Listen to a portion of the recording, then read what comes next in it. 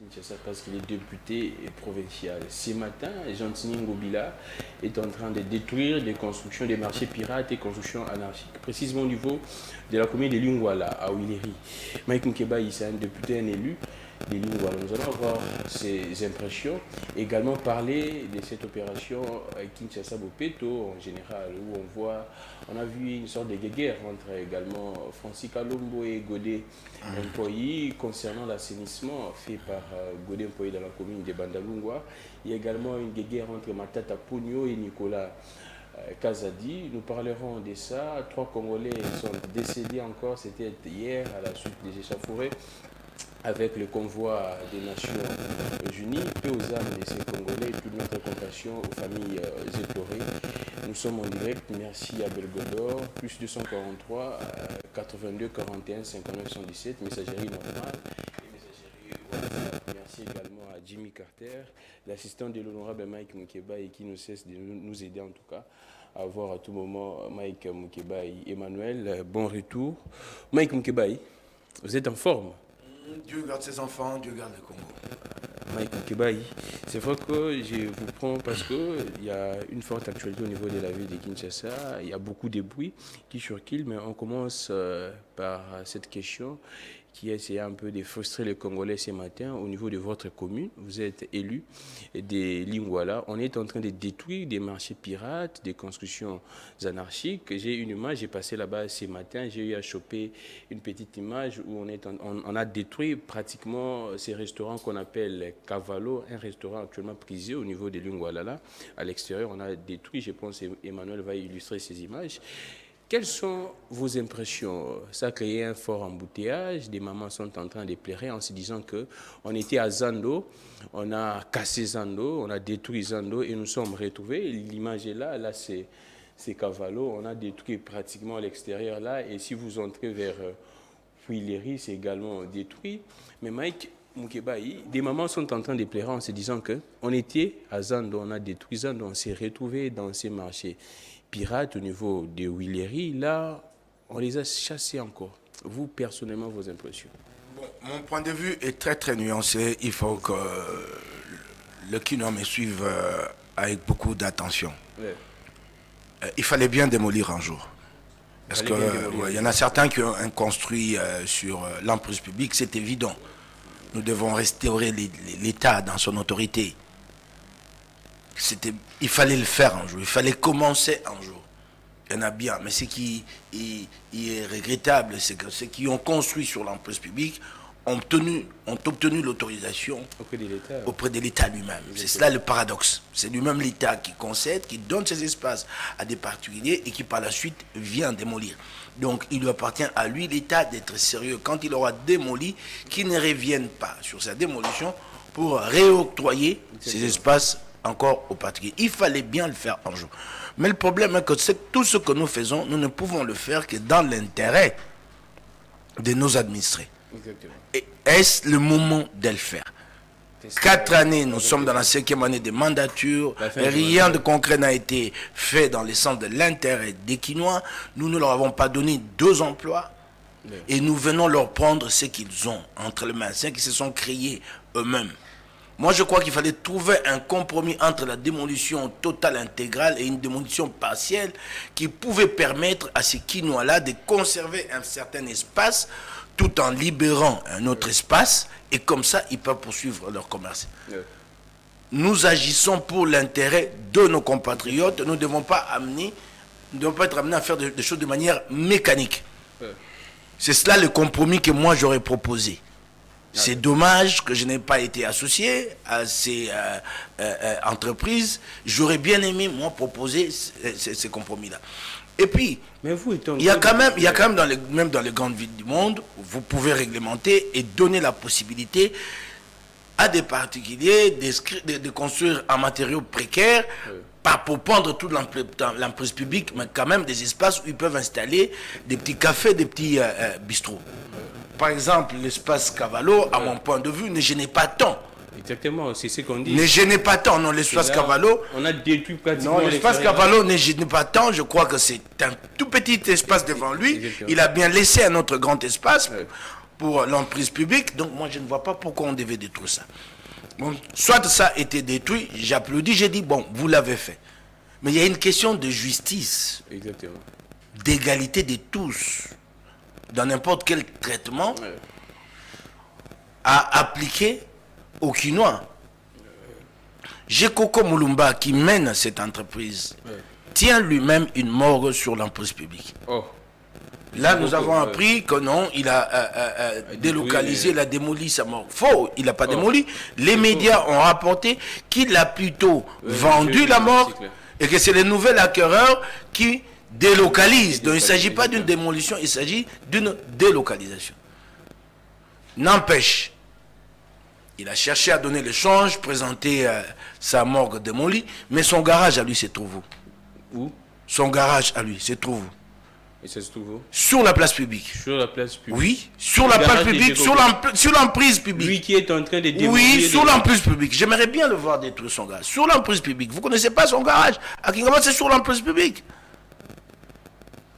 C'est sur l'emprise publique. C'est l'espace compris entre la chaussée et la limite cadastrale des parcelles. Ça, c'est de l'emprise publique.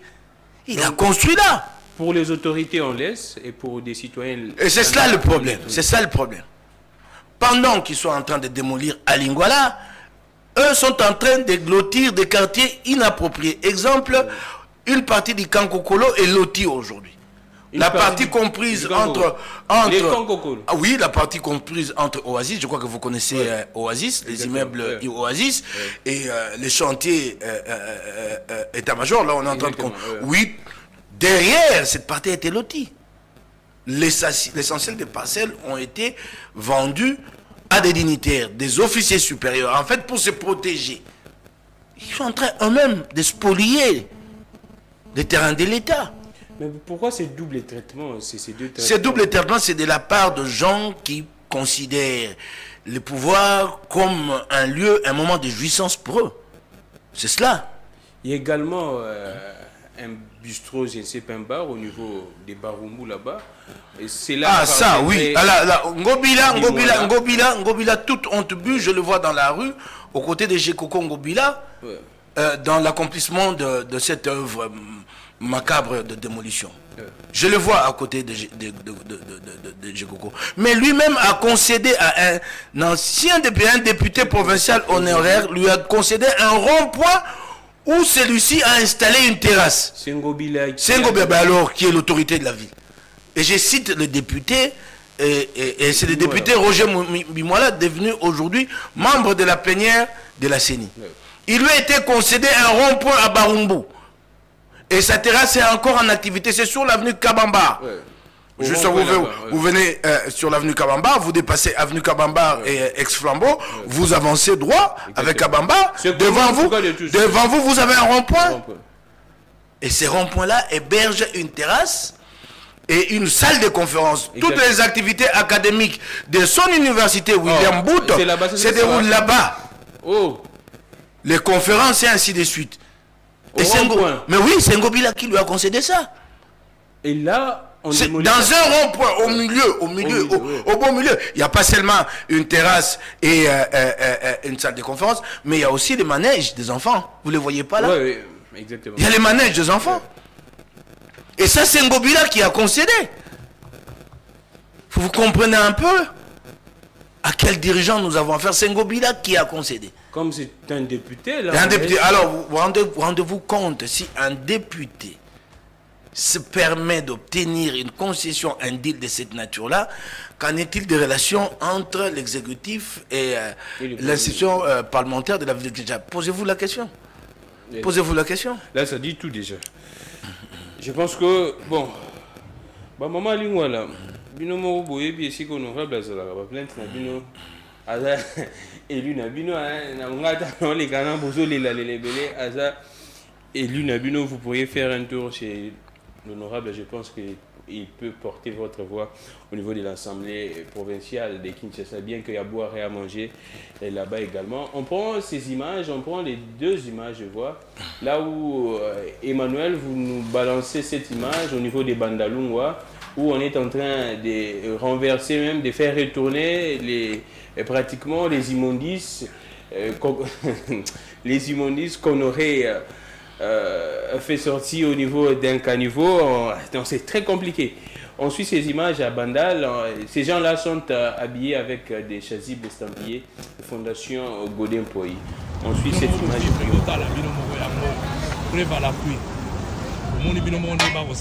Fondation Yangwana. Ça les osala mayango. Bravo ville de Kinshasa. Bravo président de l'Assemblée provinciale de la ville de Kinshasa. Caniveau yango. Binomo bomoni ndenge tondi. Bomoni binomo ndenge zotonda, tine zotonda. Ba inondation na ville de Kinshasa. Soki na lobby o na lobby. Et si bino na filmaka na lembi ko filmer. Ko tozo tshako na place publique. Yango. Fondation yango. Après lobby, boloba. Toketi na ngambo.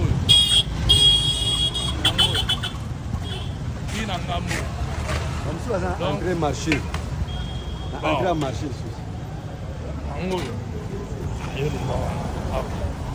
Ah. Mon est le bomi bandalunga. Fondation zo sala. Fondation zo sala. Vivre.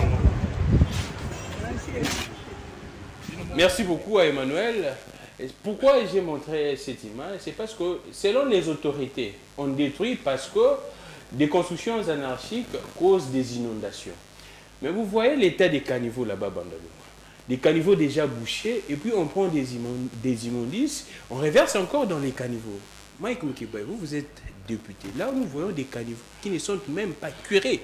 Et plus grave, ces gens-là portent des chasubles estampillés Godin Poi, président de l'Assemblée provinciale de Kinshasa. C'est lui qui est censé de contrôler l'exécutif, de poser des questions à Ngobila sur l'assainissement.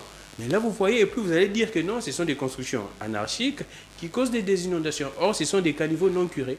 Je voudrais d'abord adresser une fière chandelle à Francis Kalombo. Ouais. Il y a quelques temps, nous ne mettions pas sur la même longueur d'onde en ce qui concerne la gestion de la ville de Kinshasa. Je suis heureux aujourd'hui que nous partagions la même position. La voix qui commente cette vidéo, ces images-là, c'est la voix de Francis Kalombo.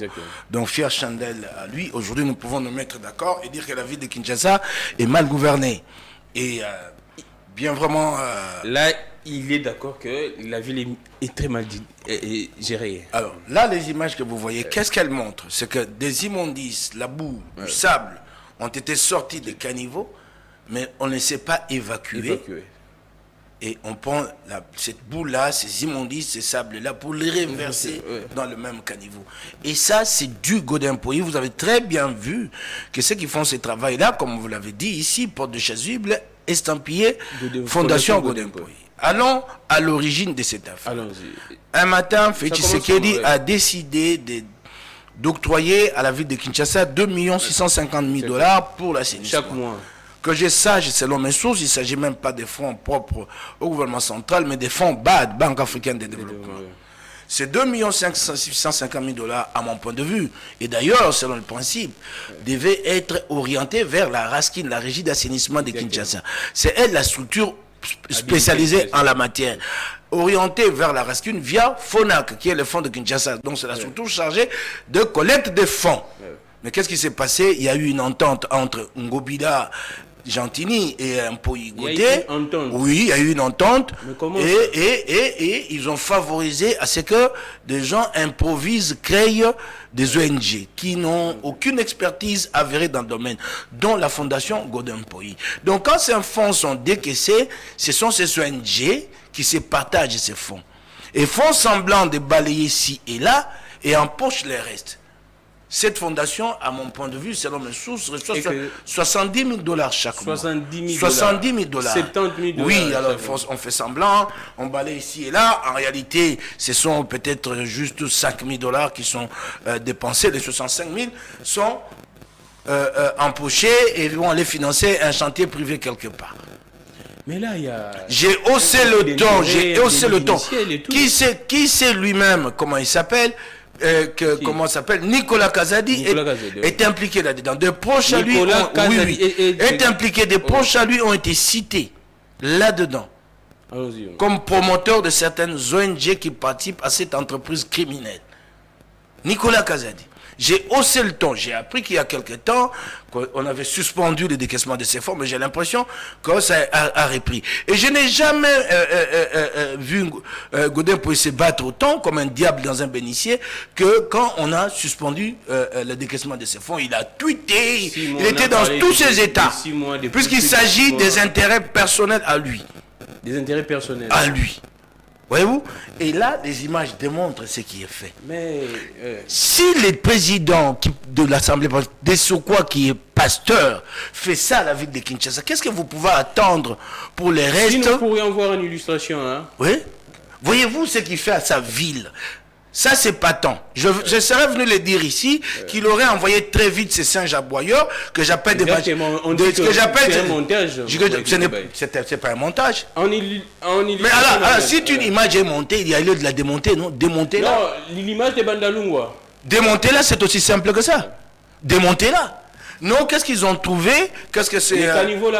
Qu'est-ce que c'est chiens aboyeurs? Qu'est-ce que c'est? J'appelle moi les machines à laver. Parce que souvent, des machines à laver, ouais, souvent il leur manque. Ouais. C'est ça l'image, on dit voyez-vous? Que c'est un montage, les chasubles là. Qui n'a pas vu? Combien de fois, moi je n'ai pas parlé? Ce sont des hommes, des gens instrumentalisés par Attendez, combien de fois moi-même n'ai-je pas parler de cette fondation Godin Poyi? Combien de fois moi-même j'en ai pas parlé? Vous n'avez jamais vu le Kino, vous n'avez jamais vu de gens avec des chasubles Godin Poyi qui balayent à Bandalungwa? Moi j'ai déjà vu. Ici, les gens ont une compréhension très biaisée du rôle des députés. Donc un député, c'est celui qui profite de sa position, qui obtient des marchés, qui devient complice dans la prédation de sa ville. Et qu'est-ce qu'il fait? Il prend cet argent d'origine illicite, il va réaliser quelques petits travaux par-ci par-là, quelques ouvrages, et on dit Azo Sala. Oui. Vous croyez-vous qu'une ONG comme celle-là peut à elle seule assurer l'assainissement de Bandalungwa? C'est un grand travail qui demande 2 engins, l'acheminement des déchets, des immondices. Tout ce qu'ils ont trouvé quand j'ai parlé de ces machines à laver, c'est de dire, ah tiens, c'est parce que Francis Kalombo avait demandé de l'argent. Mais c'est quoi ça, cette affaire qu'il a dit? Il faut être ridicule. Mais que Godin Poyi apprenne à se gêner. Là, c'est un problème d'ordre public, d'intérêt général qui est posé, que Kalombo pose. Ah non? Vous allez lui répondre par des attaques pour dire ah donc tu lui donnais de l'argent pour aller passer, tu lui donnais pourquoi? Et on dit que non, c'était parce que... Non, j'ai vu un tweet dans ce sens. Oui, ils peuvent nous expliquer pourquoi ils donnaient. La première fois, Francis Kalombo a demandé de l'argent. Il lui donnait pourquoi? Non, il lui donnait pourquoi? L'humanisme, non? Ah ben alors, si c'est une affaire à eux, bon alors, comme il est très généreux... La seconde fois, c'est parce qu'il a la générosité. Attends, comme il est très généreux et qu'il lui donnait... Alors, qu'est-ce que ça a à voir avec maintenant cette vidéo? C'est un chantage. Alors, voyez-vous, donc ça voudrait dire que lui-même dit que je suis un corrupteur, j'ai donc payé Francis Kalombo pour acheter son silence, c'est ce qu'il dit. C'est très ridicule. Cette ligne de défense là ne tient pas. Elle ne tient pas. Si vous vous êtes donné de l'argent en privé, c'est votre affaire à vous. Ici, il est question de la gestion de la ville. Ça, c'est le président de l'Assemblée provinciale qui fait ça. C'est très grave. Et je suis sûr que tous, les uns les autres, vont rester indifférents. Vous êtes des députés. À la place de Félix Tshisekedi, je vois de telles images. Je les certifie. Mais tout de suite, après, il y a un chambardement. L'UDPS, c'est elle qui pilote cette assemblée avec 12 députés provinciaux sur 48. Ne me posez pas la question. Que faites-vous? Félix Tshisekedi n'est-il pas au courant qu'à l'Assemblée de Kinshasa, ce n'est pas la majorité Union Sacrée qui gouverne, mais c'est la majorité Gentini Ngobila. C'est pas la majorité. Ah non, c'est la majorité appelée Dynamique Ngobila. Et vous savez ce qui est dit là-dessus, hein? De pots de vin, ainsi de suite. Ouais, voilà. Je reviendrai un jour avec force détail sur tout ça, parce que je finirai pas mon mandat sans tout dire au public. Je prépare, oui. Vous allez tout déballer. Tout. Donc d'ici là... Je ne finirai pas mon mandat. Godin Poyi n'a qu'à bien se tenir. C'est un tout. Là où ils reçoivent le fonds, où je t'ai dit... Un devoir de réserve. Je suis un élu, quel devoir de réserve? Je suis un élu, je suis porteur de mandat. Godin Poyi n'a qu'à bien se tenir. Donc vous allez tout dire. Je ne finirai pas mon mandat sans tout mettre sur la place publique. Il n'a qu'à bien se tenir. Il est averti, hein? Alors, nous poursuivons la ville de Kinshasa. Là, c'était à Bandal. On y va au niveau des Ngalima, de ce côté là-bas, des Mbinza. On suit cet élément, un arrêt débaptisé, arrêt solo, arrêt foulou, et ça fait très mal. Il y avait également un arrêt pareil au niveau des Mollahs. Et là maintenant c'est au niveau des Mbinza. On suit cet élément, l'honorable Mike Mukeba était descendu sur le terrain. Vous allez voir comment est-ce que les Congolais sont en train de souffrir. Là Ngobila ne parlait pas, Godin Poyi ne parlait pas. On suit comment est-ce que les Congolais sont exposés aux maladies de ce genre. Et nous allons, je ne sais pas, on suit Emmanuel et puis nous allons revenir. Depuis combien de temps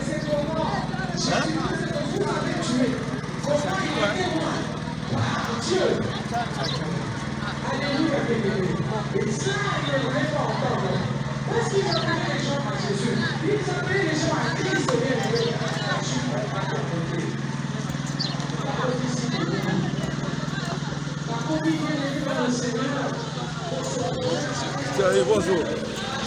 Thierry. Ça va? Oui, ça va bien.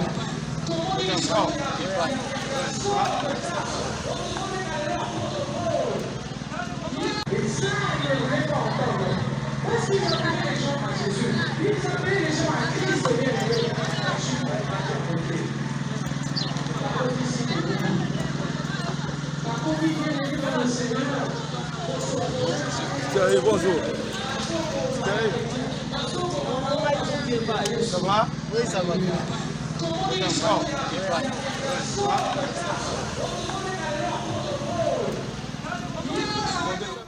Une décharge assez sauvage, proche de la population. La population vit avec ça, l'arrêt débaptisé même arrêt solo. Mike Mukeba, sentez-vous être vraiment à l'aise d'être un élu, député des travailleurs pour le peuple? Je ne suis pas fier de moi.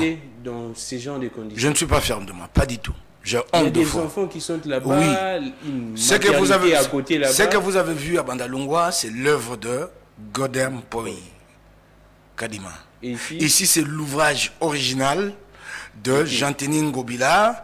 Ngobila. Hein, c'est tout ce qui s'est fait. C'est faire chanter par le musicien. Et par la suite, alors, les billets de banque sont distribués dans tous les sens. Et on ne sait pas mettre la limite entre les fonds personnels et les fonds de la ville. On ne sait pas quels font ces tracer la limite. là qui sortent? Donc, si on est incapable... Ce que vous voyez ici, c'est une décharge publique à ciel ouvert. À cet endroit, il y avait une érosion par le passé. Les Kounois connaissent tous cet endroit, surtout les habitants d'Ngaliema. C'est à Binza, Ozone, en diagonale avec la paroisse catholique Saint-Cyprien. Cet arrêt était appelé depuis toujours arrêt maternité. Il y a eu une grave érosion là qui a laissé une grosse crevasse. Grosse crevasse.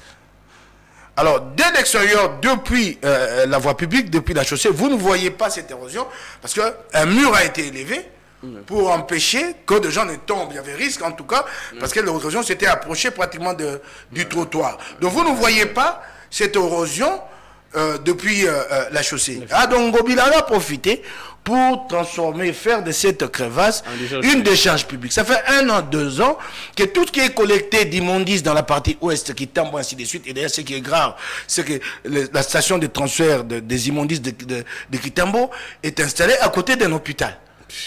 À côté de l'hôpital Kitambo. Soit, c'est pas mon propos, revenons à l'arrêt maternité. Donc, tous les immondices collectés du côté ouest de Kinshasa ont pour destination finale cette érosion. Et c'est nuitamment que ça s'est fait. Triste, et maintenant, la vie là-bas, l'air est devenu irrespirable. À 200 mètres de là, vous avez une maternité. Je me suis rendu à cette maternité, j'ai suffoqué, j'ai étouffé. Alors je me posais la question, comment s'en sortent ces femmes enceintes et des nouveau-nés? C'est à 200 mètres. Comment pouvons-nous exposer la vie de Congolais comme ça? Félix Tshisekedi, c'est pas possible. C'est constitutionnel. Et vous savez, ça va comme ça dans un rayon d'1 kilomètre. Et quand c'est que le témoignage que je récite de riverains, c'est quand ça pleut, quand il pleut, c'est là que c'est grave. Ça pue énormément. C'est une monticule de 100, je sais pas, de 200 mètres qui s'étend sur 100 ou 200 mètres de longueur. Et c'est cela la vie des nos compatriotes à Binza. Et cette station bus a été rebaptisée aujourd'hui arrêt Solo. Donc arrêt odeur nauséabonde pestilentielle. Et ça dure, et ça dure, et ça dure. Personne n'est sans le meut. Personne. J'aurais bien aimé avoir le moyen d'entreprendre des études dans les environs pour voir l'impact de cette promiscuité sur la santé des riverains. Je suis sûr qu'il y a des Congolais qui en sont morts. Oui. Beaucoup, tout ça. Et vous savez que pour filmer ça, je me suis exposé à de gros risques. Exactement. Jimmy Kalalaki et moi avons fait l'objet des menaces de la part. Parce qu'en fait, pour accéder à ces décharges publiques, vous entrez par l'enceinte où est installée également une église kimbanguiste. Moi, je ne savais pas que la consigne avait été donnée par l'autoritaire urbaine de ne jamais laisser personne filmer ces images. J'ai fait l'objet de menaces sérieuses. Une dizaine, une vingtaine de personnes ont menacé de me rosser. Jimmy Kalala, mais témoin. J'ai eu la vie sauf grâce à l'intervention de 2 policiers. Il a donné l'instruction que personne ne filme. Et ça, c'est à Binza. Dans un quartier habité. Illustration d'Annie. Ça, je ne peux pas comprendre. Et vous pouvez vous imaginer qu'un homme qui laisse sa population dans de telles conditions a une idée de ce qui s'appelle gouverner. Ses soucis, même les moins du monde, du sort de ces populations, il n'en a rien à faire. Ce qui l'intéresse, c'est ça le concert. C'est Ngobila. C'est ça qui l'intéresse. Mais on dit que c'est les meilleurs gouverneurs depuis que... Non, là, vous en avez là l'exemple pour me dire que c'est le meilleur gouverneur. Et avec ça, il a dit qu'il a sorti Kinshasa de la liste de 25 villes les plus sales. Et il a envoyé une femme qui a une voix grésillonne là. Quoi elle s'appelle, je sais pas, quoi là. Elle est envoyée à Radio Okapi. J'ai eu un débat contre elle avec elle. Quoi. Oui, qui dit quoi. Non, ce député là est de mauvaise foi. Ça, mais c'est la mauvaise foi de Moukeba qui a amoncelé tous ces immondices là. Vous pouvez la chercher. Et ce jour, on la présente comme porte-parole. N'importe parole dans un débat. Ben là, c'est la mauvaise foi de Moukébaï. Ça, je suis de mauvaise foi, ces images-là. Ces Congolais-là qui vivent tout autour. Ces femmes enceintes à 200 mètres internées là. Ces nouveaux-nés qui naissent, qui viennent au monde à la maternité à côté. Ça, c'est la capitale. Hein? Capitale qui... il faut être un mutant pour faire ça aux êtres humains. On parlait de Kimbouta ici, les hauts sommets des foules. Mais là, c'est plus grave. Mais regardez-moi ça. C'est plus grave. Vous avez vu ça? C'est plus grave. Il faut être un mutant. Donc, j'ai l'impression que nous avons affaire à des mutants. Mais pas à des humains comme moi. Parce qu'un être humain, ça, il en sera très sensible et va tout de suite chercher à améliorer cette situation-là. En tout cas, à enrayer ces décharges publiques. Même ces images que nous balançons, vous et moi, ici, que la rédaction Perfect Balance, ne vont pas émouvoir Jean-Denis Ngobila. Il n'en a rien à voir. Ouais, rien à voir. Bon, monte ici la bango. Mais Mike, ça va dire. C'est ce qu'ils vont dire. Mais c'est la population qui souffre avec tout ça. Là, c'est à Bandal, on voit. C'est partout. Hein? C'est partout. Mais Mike, que faire dans la ville à Kinshasa? On doit appeler des pasteurs pour exorciser. Et ça, Kimbuta, la même chose. Et ça, vous avez vu au début de l'année, Godin Poyi dresser le bilan. Exactement. Plutôt que de parler du bilan en termes de production parlementaire, ainsi de suite, et dit, et le reste, contrôle parlementaire que nous avons effectué. Non. Il faut un bilan comme si lui était l'exécutif. Il parle de quelques lampadaires dans la ville, des réverbères, ainsi de suite. Mais je lui demande d'intégrer là-dedans aussi ce qui est fait à Bandalungwala et la décharge publique de Binza d'Ilvo. Et avec ça, les gens sont vraiment sérieux. Tu le vois à la télévision. Le bilan de Fachi est positif. Regardez dans quelles conditions vivent les Kinois. Et ça, c'est Kinshasa. Et qu'en est-il dans l'arrière-pays? Ça, c'est la capitale, la vitrine du pays. C'est assez grave. Si elle est dans ces conditions, et qu'en est-il de l'arrière-pays? Alors, entre-temps, monsieur Godin Poyi, au lieu de travailler, lui-même est auteur de ce qui se passe à Bandalungwa. Là, il est en train d'initier une cérémonie de décoration. Mike Moukébaï. Ça, c'est très grave. Après tout ce que vous avez vu, mais Godet a quand même le culot. Je ne sais pas si je vais retrouver les documents. Il a le culot. C'est ça que j'ai demandé. D'adresser une lettre. Le culot, dis-je bien, le culot d'adresser une lettre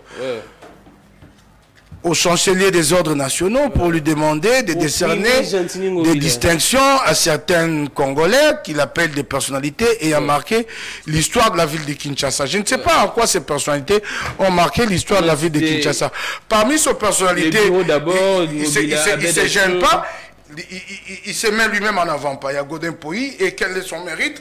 Godin Poyi a sacrifié ses fonds secrets de recherche, c'est ce qu'il dit, avec les autres membres du bureau pour construire un nouveau bâtiment administratif dans l'enceinte de l'Assemblée provinciale de Kinshasa. Je vais vous dire que la construction de ces bâtiments a été surfacturée. 531 000 $, c'est beaucoup trop. Vous avez primé des gens qui oui, c'est beaucoup trop pour ces petits, ces minables bâtiments-là. Et je vais vous dire une chose. Ce bâtiment est achevé, mais il n'a jamais été livré. Parce qu'il n'y a pas d'équipement, il n'y a pas de mobilier dedans. Donc vous voyez l'État construire un bâtiment et par la suite être incapable de l'équiper. Jusqu'à présent. Il n'est pas habité, il n'est pas occupé ces bâtiments. Jusqu'à ce jour, je vous dis. Surfacturer ces bâtiments. Vous savez, quelle est l'entreprise qui a construit ces bâtiments? Cette entreprise s'appelle Geniwom. Le gérant de cette entreprise s'appelle Jean-Claude Wansois. C'est le propre interprète de Godin Poyi dans son église. Donc vous voyez tout de suite l'ombre de qui derrière cette entreprise? Un délit d'initié. Oui, conflit d'intérêt. Cette entreprise n'a pas d'adresse connue dans la ville de Kinshasa. Ne paye pas ses cotisations sociales, ne paye pas l'impôt à la DGI. J'ai eu à le vérifier en son temps. Et j'en détiens des preuves. Et donc c'est cette entreprise qui a obtenu ces marchés de gré à gré. Et pour cela, Godin Poyi doit bénéficier d'un mérite en contrepartie. Un mérite. Je sais pas. Alors vous allez plus loin. Il y en a un autre qui le cite, c'est Jean-Tini Ngobila. Mon Dieu. On doit primer, on doit... Pour avoir créé Arrêt Solo. Ce serait ça, le mérite de Jean-Tini Ngobila. Oh mon Dieu. J'ai appris qu'il semble que l'affaire est déjà bouclée, que les chanceliers est même déjà bouclé. Parce que semble-t-il... Chacun de ceux qui sont repris sur ces listes a dû mettre la main à la poche et semble, et puis, dessous de garde, de pot de vin, ainsi de suite. Quelque chose dans ce sens. Jean-Tini Ngobila, son mérite dans la ville de Kinshasa, c'est d'avoir créé et d'entretenir l'arrêt Solo. Son mérite dans la ville de Kinshasa, c'est d'avoir démoli les marchés centrales et sans projet alternatif. C'est cela le mérite. Peut-être encore un autre mérite, c'est de nous avoir appelé une femme ici avec une grosse croupe et d'oxy et de s'être pas gêné. Oui, il dit alors que c'est ça son mérite. Il dit, c'est perné pour ne vundé. C'est ça son mérite. Alors vous avez encore d'autres. Il y a des frappeurs ici. Je n'aimerais pas citer des frappeurs reconnus dans la ville de Kinshasa. Connu, il y en a un là, un frappeur connu et reconnu sur cette liste. Je vous lirai des noms. Alors, plus loin, vous y allez. Vous avez un pasteur dont les genoux est le plus célèbre de la République. Oh, donc quoi? Les genoux. Son genou a été vu par tout le monde. C'est qui là? Donc, vous ne connaissez pas le pasteur dont les genoux a été vu sur tous les écrans? Le genou d'un pasteur. Vous voulez que je cite son nom? Oui. Il est déjà très remonté contre Denis Lessé et lui et Godet se sont mis ensemble pour... L'évêque général. Les pasteurs Moukouna. De poursuite contre... c'est toi qui poses la question si c'est de lui. Mais tu sais qu'il y a un pasteur qui est devenu très célèbre par son genou qui a été vu. C'était un montage. Et même cet homme-là. Non, c'était un montage. Mais quel modèle voulons-nous présenter à nos enfants? Non, c'était un montage, on avait dit. Quel modèle? Un montage. Quand vous les élevez de gens en dignité, et surtout quand il s'agit des ordres nationaux... Ordres nationaux, Patrice Emery, Lumumba et Mouzé Kabila. Alors je me pose la question. Jean-Tini Ngobila. Jean-Tini Ngobila. C'est ça, c'est même... Et vraiment, ça vraiment, Godet est sérieux. Avec ses torchons. Je peux voir ça. Il y a un frappeur là-dedans. Mais en privé, je vais vous indiquer. C'est qui frappeur connu et reconnu, Dans le monde philanthropique, on veut décorer M. Abed Achou. Je ne sais pas pourquoi. Attends, alors, quand on parle du monde philanthropique, le monde philanthropique, ce n'est pas de faire venir les petits là, qui s'étaient accrochés à un véhicule. Moi, Djembelaki. Non, c'est pas ça la philanthropie. Et il amène les petits. Ici, c'est pour $2 000, $3 000. Et on annonce avec pompe que l'enfant est assis au devant d'un volant et qu'il a voiture a été offerte à la famille. En réalité, après cette scène qui est présentée, le véhicule reste. Oh, quand on parle de philanthrope, c'est quelqu'un qui investit réellement, qui construit un orphelinat, ainsi de suite. Pas quelqu'un qui s'amuse avec, qui profite de la pauvreté des Congolais à 2000, 3000 dollars pour se taper de la publicité. Ah non! Qu'est-ce qu'il est vraiment dans les œuvres philanthropiques, cet homme-là? C'est très compliqué. Révérend Pascal Moukouna. Je ne sais pas. Bah alors, c'est Eric ça. Mandala, les docteurs des ignorants.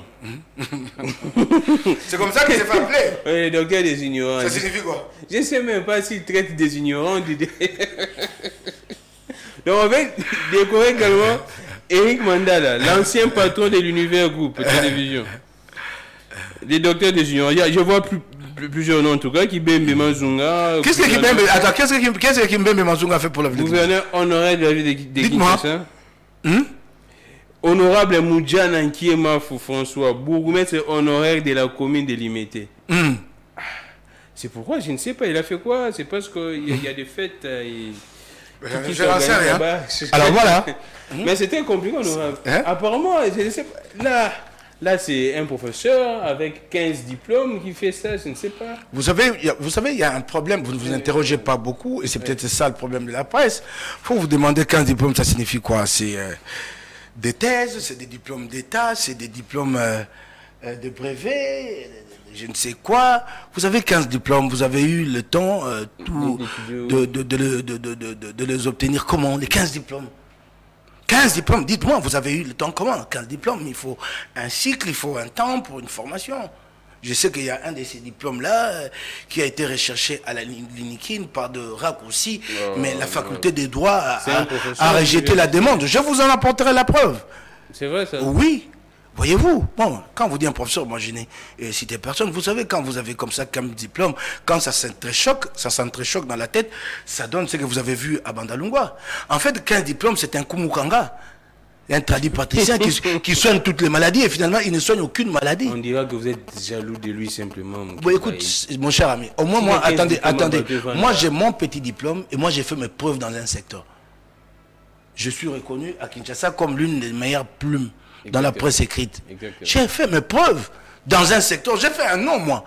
Exactement. Ouais, moi, j'ai pas. Moi, je Là, je suis pas allé dans le raccourci faire un nom sur la tête des pauvres avec un hangar et dire que je suis pasteur, ainsi de suite. L'église où on met en évidence que les pasteurs habillés aux couleurs écarlates et on ne montre presque jamais l'auditoire des fidèles parce qu'en fait, cet auditoire n'est constitué que de 200 personnes. Alors, mais il faut mettre plus en évidence. Il faut mettre plus en évidence. Il faut mettre plus en évidence l'habillement du pasteur et ses couleurs. Il n'y a que 200 croyants. Vous ne comprenez pas que c'est toute une stratégie de communication. Exactement. C'est pour éviter que les caméras ne se braquent sur l'auditoire. Alors, regardez par exemple chez Mbiye quand il prêche. Vous voyez bien que la caméra balaye l'auditoire, revient. C'est pas le cas à Bandalungwa. C'est pas le cas. C'est toute une stratégie de communication. Donc, il n'y a pas de croyants là-bas. Hein? Il n'y a pas de croyants là-bas. Vous n'avez jamais été là-bas? Non, pas encore. Mais demandez à Jimmy Kalala. Oh! Ouais? C'est un ancien de là-bas. Oh. Ah, ça les Kidal ne le savent pas. Oh, c'est vrai ça. Mon collaborateur Jimmy Kalala a passé 12 ans dans cette église. 12 ans dans cette église. Oui, il a vu les pasteurs excommunier le gens revenir les dimanches suivants, puisqu'ils étaient vraiment très accros à l'église. Et les pasteurs s'est levé prendre les fidèles comme ça. Les prendre à l'oreille, les prendre devant les autres, l'amener jusqu'à la sortie. Oh, mais tu n'as jamais vu de scène là-bas. C'est un grand témoin.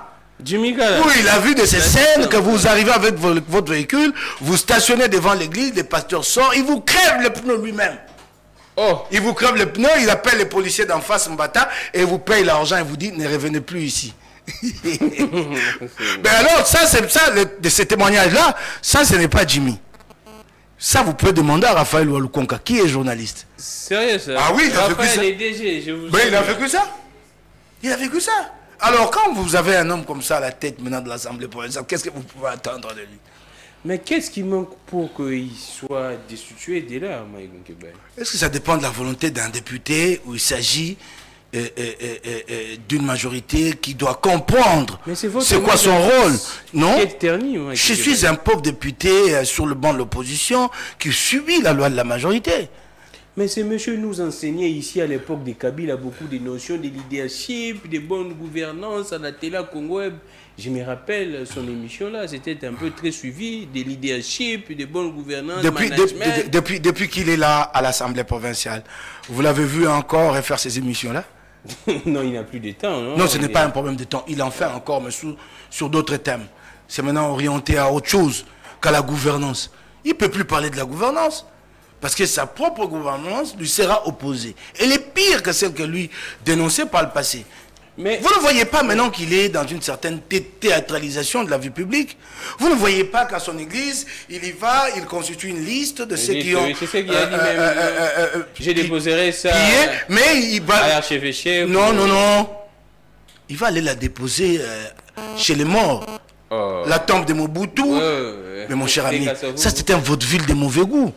C'est un théâtre de mauvais goût. Vous êtes un dirigeant, vous établissez la liste et vous allez... Ben alors, ça veut dire qu'il est plus capable de parler de la gestion, de la transparence dans la gestion. Mais alors, il faut quand même chercher des astuces pour dire que je reste là comme dénonciateur. J'ai établi la liste. Il est là lui-même, à la tête de la ville de Kinshasa. Ce qui s'est fait, il ne le voit pas. Et ce jour-là, plutôt que de le poursuivre, plutôt que de les interpeller, qu'est-ce qu'il fait? Non, il établit une liste qui va les remettre à Mobutu mort. Donc ça signifie qu'il est même dans les cultes de mort, non? En tant qu'homme de Dieu. C'est les cultes de mort, parce que les morts ne sont plus avec nous. Comment toi tu vas aller leur remettre ce qui est fait par nous qui sont en vie? C'est un vaudeville de mauvais goût. Les Kinois, nous sommes en direct avec Mike Mukebai. Mais Mike, apparemment, en vous entendre par là, il n'y a plus d'espoir ici à Kinshasa. Nous sommes à la fin, à la fin du mandat. Qu'est-ce qu'il y a encore à espérer? 2023. Nous sommes à la fin du mandat. Qu'est-ce qu'il y a encore à espérer? Ça, il faut appeler le Congolais à se mobiliser et à voter utile pour espérer avoir demain une majorité responsable. C'est cela. J'appelle bien tous les moralisateurs, les églises sérieuses, l'église catholique et l'église protestante, à s'engager dans la moralisation de la société pour que le Congolais sache comment utiliser ces bulletins. Ces bulletins dont dépend leur destin pour 5 années. Ils doivent prendre conscience qu'il s'agit de leur vie. Suivez ce que dit l'honorable Mike Mukebai. Prenez conscience lors de ces votes qui viennent ici. Parce que ce qui se passe dans la vie des Kinshasa... Parce que aussi, il faut responsabiliser les Kinois. Je suis convaincu qu'ils n'ont pas une part de responsabilité. Certains donnent leur voix à des papas sociaux et à des mamans sociales.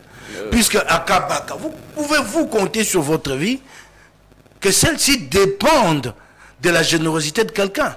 Il va vous donner 5 000 francs aujourd'hui, il faut attendre 2 semaines pour qu'il vous donne encore 10 000 francs. Quand votre enfant tombe malade à 2 h du matin, est-ce qu'il est là pour mettre une ambulance à votre disposition et vous acheminer à un centre hospitalier et vous assurer les soins jusqu'au bout?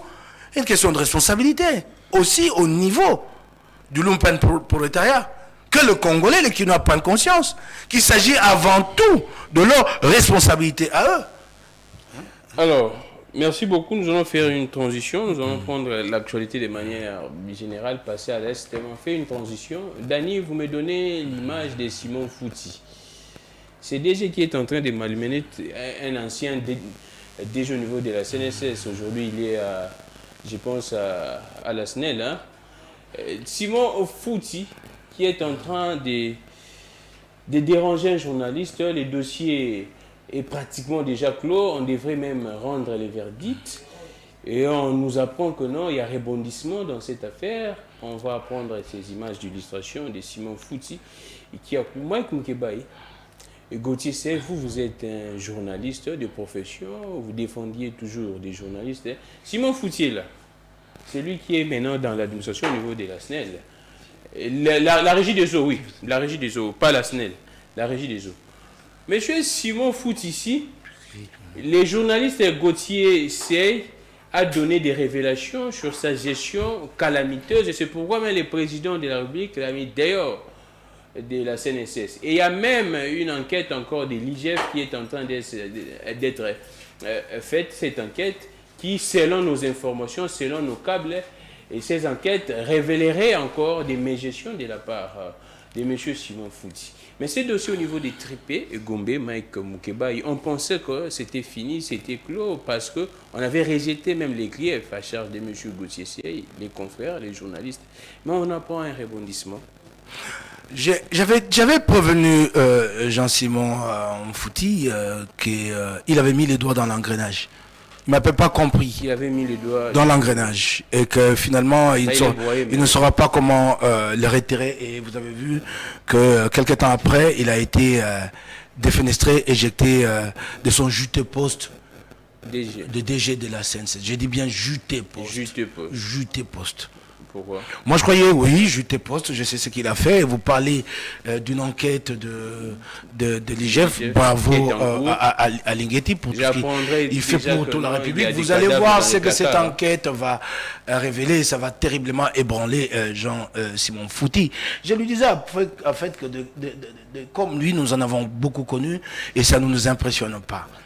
Je suis étonné d'apprendre qu'il y a rebondissement dans cette affaire, alors que la CNCS, la Caisse nationale de sécurité sociale, s'était rétractée, elle s'était désistée. C'est vrai ça? Oui, elle s'est rétractée. La société oui, s'est pour rétractée. voir que les accusations qu'il avait mis à charge de Gauthier au nom de la CNCS n'étaient pas fondées, n'étaient pas sérieuses, la société, la Caisse nationale, l'institution s'est rétractée. Alors si elle se rétracte, c'est-à-dire des accusations comme celles des détournements tombent à l'eau. Parce que les détournements, ce n'était pas l'argent de Fouti en tant qu'individu. C'était l'argent de la CNCS. Alors, je ne peux pas comprendre que le président du Tripé Gombe, pour qui j'ai beaucoup de considération, qui est jeune, qui a de l'avenir, mais qu'il pousse à ce que cette affaire soit instruite et que finalement, qu'il y ait un prononcé de jugement. Ben, il y a des accusations du genre, des liens ethniques, Mouyombe entre Bayombe. J'ai dit, celui-là, c'est quand même un garçon sérieux, il ne peut pas céder à des considérations aussi basses. Et donc, je continue à lui faire confiance et dire qu'il va se rattraper. Il a sa jeunesse et son avenir devant lui. Belle carrière, c'est un garçon âgé d'une trentaine d'années. Et donc, je continue, moi, à faire confiance en lui en me disant que ces rebondissements n'ira pas dans le sens d'une iniquité. Que ces rebondissements ira dans le sens de dire le droit et alors rien que le droit. Mais comment expliquer ça? Les papas dénonçaient même la manipulation de la justice. Mais ça continue même après les papes. Bon, c'est au président du tribunal de paix de Gombe de nous prouver le contraire. Sinon, nous reviendrons ici et le dénoncer. Nous reviendrons, rien à faire. Parce que nous sommes en fait de tout ce qui se passe. Au fait de tout. Au fait de tout. Qu'est-ce qu'il cherche ce monsieur-là, Simon Fouti? Non, c'est des réflexes que vous trouvez chez des gens à l'esprit étroit, mesquin. C'est des gens, c'est des gens acharnés. Hein, il est en face de Gauthier, il s'est dit, il est faible, comment il a osé me tenir tête? Alors il faut, moi, que je lui règle le compte. Non, il n'a rien d'autre que ses propres tripes à entendre, à écouter. Il ne peut pas, lui, se projeter pour un grand avenir. Donc, on l'a défenestré de la CNCS. Ça n'est fini pour lui. Son poste juteux. Ça n'est fini pour lui, il faut régler. Il faut bien que Gauthier aille en prison et lui, ce jour-là, il va se sentir puissant. Lui, il a quelle puissance, lui? Et puis je lui promets qu'il aura le retour de la manivelle. Comment ça? Moi je lui promets, il aura dans ce qu'il fait. Vous lui promettez ça? Non, il aura le retour de la manivelle. C'est tout à fait normal. Il ne peut pas comme ça s'acharner sur un d'entre nous et que par solidarité nous ne travaillons pas pour qu'un jour lui reçoive le retour de la manivelle. Il l'aura. Quand vous l'aurez tourné la manivelle, quand elle arrive au bout, elle fait comment? Elle revient d'elle-même. Elle est en train de revenir à lui. Et il aura ça en pleine figure. Je le préviens. Pleine, boum! Simon Fouti. Ça, il peut compter sur nous. Vous pensez vraiment que vous allez gagner la corporation des journalistes? Ah, Simon Fouti. Là, c'était les premiers soins même. Ce qui s'est passé au niveau de la CNCS. Votre défenestration. Là, c'était les premiers soins. Quand vous continuez, vous allez avoir les deuxièmes soins. Mike Moukeba, mais c'est le cas également pratiquement de tous les journalistes qui ont un son contraire, qui font des éditos contraires à ces régime, pratiquement tous les journalistes.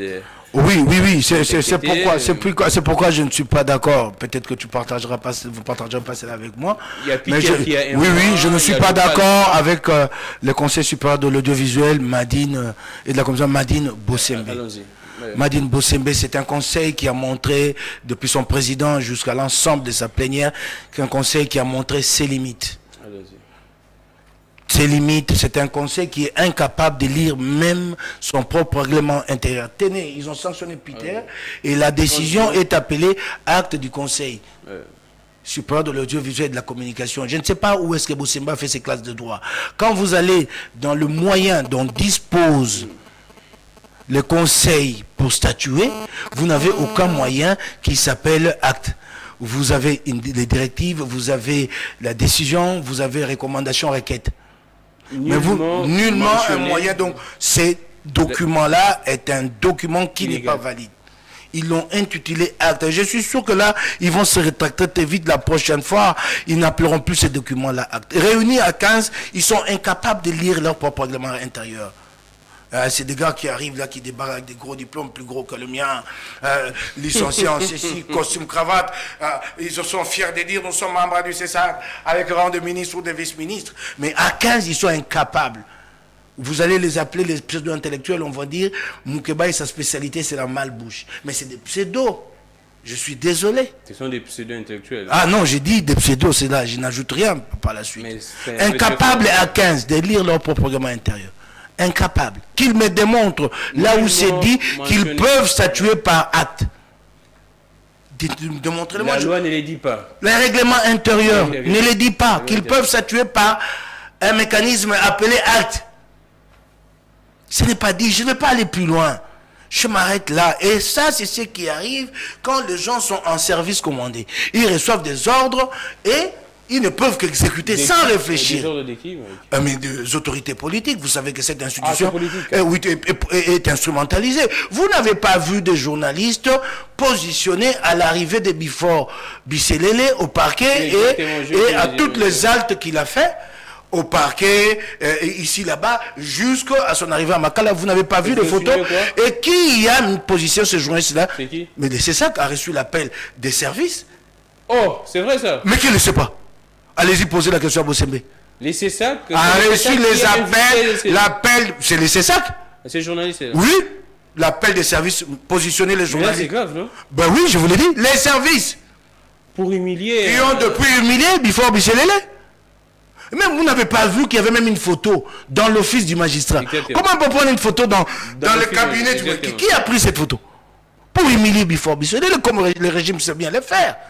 Plutôt que de prendre qu'il s'agit d'une affaire d'État, s'il y a à comparaître l'individu comparatoire, non, il faut tuer l'individu, tuer les siens, faire mal à sa famille. Vous dites ici que les CESAC c'est les CESAC par les services. Oui. Mais là, c'est les CESAC. Allez-y poser la question à Bossembe qui a positionné les journalistes au parquet général de la Gombe. La question est là. Allez-y lui poser la question. Ces journalistes sont en vie. Posez-leur la question en privé puisqu'ils ne pourront jamais. Il y a plusieurs caméras en tout cas. Mais c'est à l'appel de la hiérarchie. C'est à l'appel de la hiérarchie du CESAC. Monsieur, allez-y, monsieur, allez-y, allez-y. Et en fait, ces journalistes, il n'y a même plus à leur faire confiance parce qu'ils sont sous-traités par les services. C'est très grave pour... mais là, c'est très grave, non? Mais vous n'êtes pas au courant. Comment vous n'êtes pas au courant? Je ne sais pas, moi. Mais allez-y, posez la question à qui des droits. J'irai. Oui? J'irai. Oui, je vous dis. Là, j'ai l'information, j'irai. C'est ça, les CESAC. Mais là, c'est triste, en tout cas. Hein? C'est ça, les CESAC qui participent, à une opération pour humilier quelqu'un. Là... Hein? Et qu'est-ce que vous pouvez attendre de ces CESAC-là par la suite? Qui participe à la demande sur ordre de service à une opération pour humilier Bifor Bisselele. Et il sait de qui, lui, il sait de qui il s'agit. Lui, il a laissé ça là. Il sait. Je suis sûr que pendant ces temps-ci, il se prend la tête dans le main, il dit, comment est-ce que les gens les savent? Mais vous avez appelé les gens qui ont parlé à leur confrère. Monsieur, vous ne savez même pas. Oui. Hein? Non, il y a Louis France qui est passé par là Kouzekissa, merci, bravo, je suis toujours fier de ce garçon pour son indépendant d'esprit. Il dit, mais qu'est-ce que vous... Il est passé par le parquet comme par hasard, lui il avait une affaire à faire classer là-bas. Alors il arrive là, il voit des journalistes. Tel. Qu'est-ce que vous faites ici? Oh non, nous sommes ici pour une activité du CESAC. Quoi? C'est ça ici que oh non, c'est pas les CESAC. C'est ça, sous un ton confidentiel, c'est pas les CESAC, mais les CESAC nous a appelés au nom des services. On dit que Bifor arrive ici. Nous devons le prendre en photo, en vidéo. C'est ça? Ça vraiment c'est le boulot du CESAC. Et puis d'autres sources ont confirmé. J'ai recoupé par la suite, d'autres sources encore ont confirmé. Et les journalistes sont connus, ceux qui étaient là. Moi, je ne vais pas les citer ici. C'est comme si je vais les livrer à la vindicte populaire. Je ne vais pas les citer. Mais vous les connaissez. Les temps, là, je pense je vais poser toutes ces questions au président du CESA qui a également demandé au Canal Plus de brouiller les signaux, de bloquer même les signaux de toutes les chaînes rwandaises et qui émettent ici en République démocratique du Congo une décision que la plupart des gens demandaient et la décision a été saluée. Je ne sais pas comment est-ce que vous réagissez. C'est un coup d'épée dans l'eau, c'est quoi? Qui suit les chaînes rwandaises ici? Est-ce qu'il y a ces chaînes qui les suit? C'est même maintenant que j'apprends que les chaînes rwandaises sont captées ici. Donc on va montrer au Congo de l'Est qu'on fait quelque chose alors que nous les laissons mourir. C'est quoi? Quel est l'impact sur l'opinion ici des chaînes rwandaises en Kinyarwanda? D'ailleurs, si ce n'est pas en Guinée, c'est en anglais. Ce sont les deux langues les plus parlées. Le français est très peu parlé. En fait, le Rwanda a 3 langues officielles. L'anglais, le français. Alors, pour couper la poire en deux, il y a le Kinyarwanda au milieu. Parce que le Kinyarwanda, c'est la seule langue rwandaise. Donc, le Kinyarwanda est parlé par tous au Rwanda. Donc, faute de s'entendre, faute de trouver un compromis, parce que vous savez, le Rwanda était un pays francophone, ceux qui ont pris le pouvoir avec les FPR étaient des anglophones, alors c'est comme ça que finalement, on dit, bon, avec les Kinyarwanda, et anglophones, et francophones, au moins, se retrouvent au milieu là. Alors, c'est en quelle langue, ça a quel impact? Mais on dit que c'est une réaction proportionnelle parce que les Rwandais également brouillé des signaux de nos chaînes là-bas. Oui. Au Rwanda... Je ne sais pas si c'est en réciprocité, et je vois que là, nous sommes capables d'appliquer la réciprocité quand il s'agit de ce qu'il y a de plus simple à faire. Quand notre avion est atteint, nous sommes capables... Là, on ne fait rien. C'est ça, c'est que la réciprocité. C'est la République démocratique du Congo, malheureusement. Alors, nous prenons cette question également de l'Est, mais on finit avec cette petite pause. On prend l'affaire Matata Ponyo et Nicolas à Kazadi. Je ne sais pas si vous êtes au courant de ça. Je suis au courant, mais d'abord de Matata, je vais parler de la conférence scientifique à laquelle j'ai assisté à Lubumbashi. Je viens de Lubumbashi, une conférence scientifique sur cette contradiction de la Cour constitutionnelle qui un jour rend un arrêt dans lequel il est dit que celle-ci n'est pas compétente pour juger Matata. En ce moment, la Cour constitutionnelle est saisie directement, donc par son propre parquet. Et par la suite, une autre fois, elle est saisie en interprétation d'une disposition constitutionnelle. Elle dit à la Cour de cassation, celle-ci, qui d'ailleurs a violé la Constitution, les instances habilitées à saisir la Cour constitutionnelle en interprétation sont énumérées de manière exhaustive dans la Constitution. Et délibérément, la Cour de cassation a décidé de violer la Constitution, comme d'ailleurs la CENI aussi l'a fait, violer la Constitution. Et donc, la Cour a jugé la démarche de la Cour de cassation irrécevable, et donc elle n'avait pas à statuer, mais elle a quand même statué et s'est ouverte une brèche pour dire qu'elle est compétente. 2 décisions de la même Cour. Donc, des intellectuels, des éminents professeurs comme Mampouya, qui n'ont pas 15 diplômes, éminents dans son domaine de droit constitutionnel et reconnus en tant que tel, des éminents professeurs comme Auguste Mampouya, Jean-Louis Sambo étaient là. Les débats étaient vraiment houleux. Nous en sommes arrivés à cette conclusion-ci, que c'est impensable qu'au nom de pouvoir régulateur, que la Cour constitutionnelle commence, elle, à légiférer comme si elle était un constituant. Elle n'est pas un constituant. Si elle constate des lacunes, il y a de voies classiques, le législateur est là, que le législateur comble cette lacune-là. Alors, ici, vous comblez une lacune. C'est laquelle vous dites, Matata ne peut pas manquer de juges naturels. dans le cadre des actes posés dans l'exercice de sa fonction. Ok, vous créez donc un juge naturel qui est la Cour constitutionnelle. Mais vous ne déterminez pas la procédure de saisine. Exactement. Pour ces juges naturels à Matata. Vous ne déterminez pas. Donc, en fait, vous nous laissez encore dans un imbroglio total. Donc, la discussion était autour de ces concepts de pouvoir régulateur qui est en fait un prétexte qui risque de donner lieu à la cour du roi Péto. C'est qu'à tout le moment, cette cour commencera à prendre des arrêts qui ont force de loi à la place du législateur. Ouais. Et d'abord, comment comprendre qu'une cour se dise compétente ici et demain pas compétente? Les arrêts de la cour constitutionnelle sont dits exécutoires immédiatement. Alors, qu'en est-il du premier arrêt? A-t-il été exécuté ou pas? Comment est-ce qu'il y en a un autre? Et vous vous rendez compte qu'en fait, c'est la politisation de la cour qui l'amène à cette ambiguïté. Parce que la première décision a été prise sous la présidence de Kalouba et la deuxième sous la présidence d'un autre. Donc, à chaque juge, une cour constitutionnelle à lui, à son obédience à lui. Et ça, c'est très grave. Et au fond, l'affaire Matata, tous les savent, en tout cas dans le milieu informé, que c'est parce que celui-ci a refusé de rallier la candidature de Félix Tshisekedi. C'est vrai oui, c'est connu de tous, qu'il fallait lui régler des comptes. C'est vrai. Matata est poursuivi en justice sur base de quoi? D'un rapport de l'IGF. Rapport de l'IGF. Mais qu'en est-il d'un autre rapport de l'IGF, celui-là qui fait état des bradages des actifs de l'État dans l'entreprise communière? Il y a une dame, la Kintouadi, maman diaconesse, qui est mise en cause. Y a-t-il eu, ce rapport a-t-il prêté à des conséquences? Non. Non.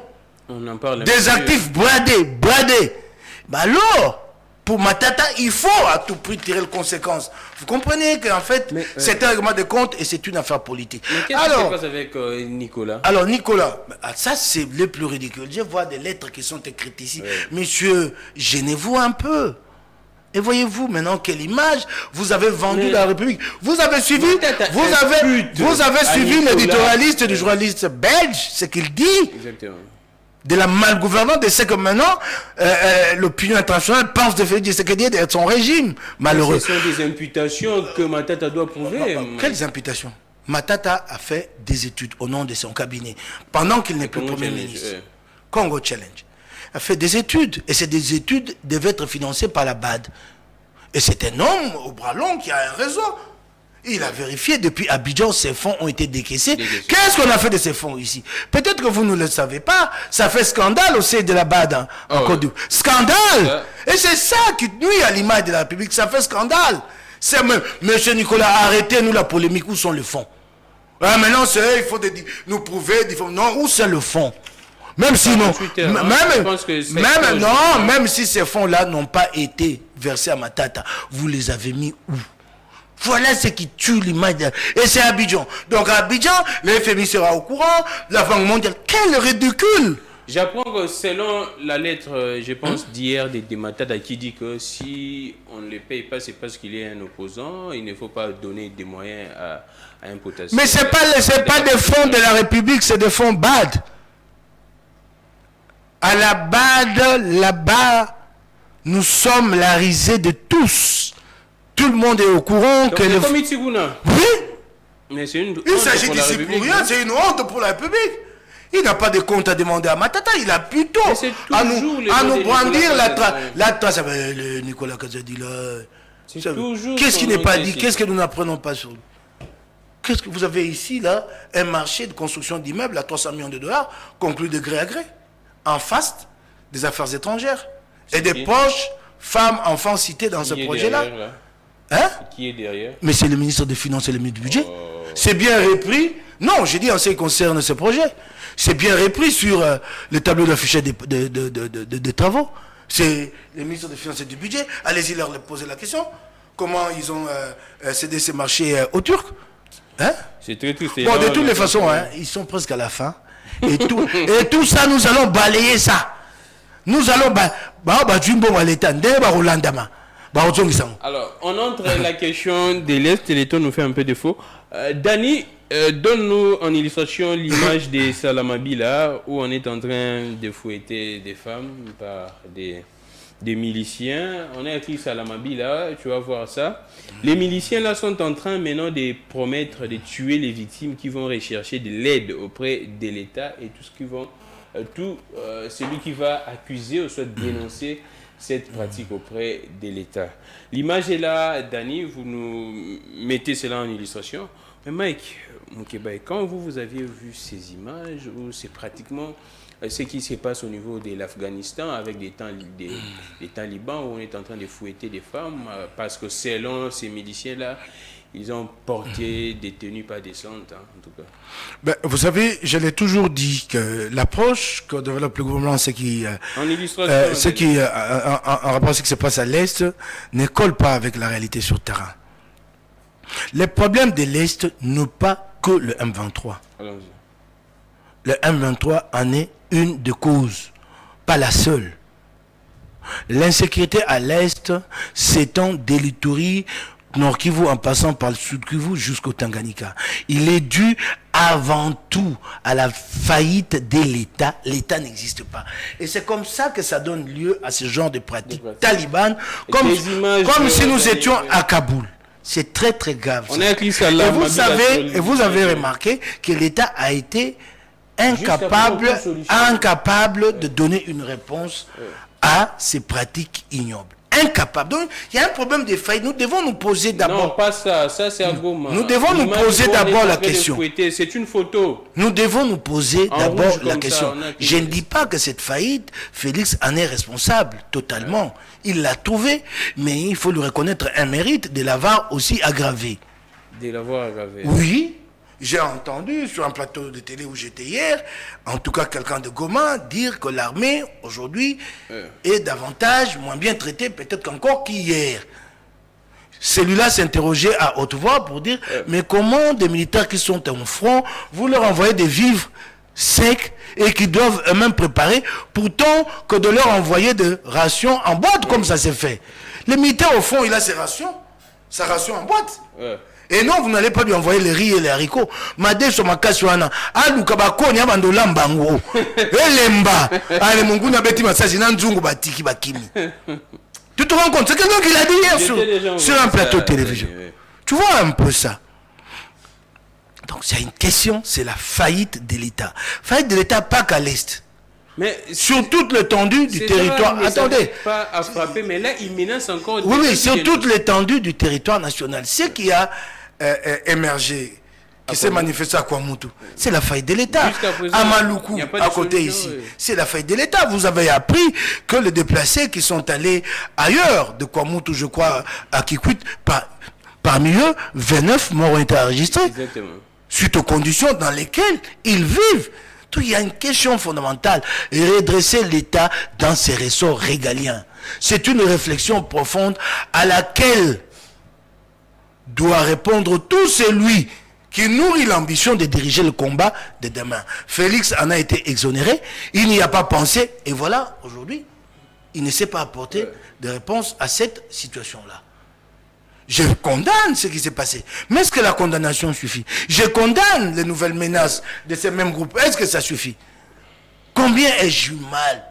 Combien je suis senti impuissant de voir ces femmes flagellées comme ça. Exactement. De femmes faibles, flagellées à ce point.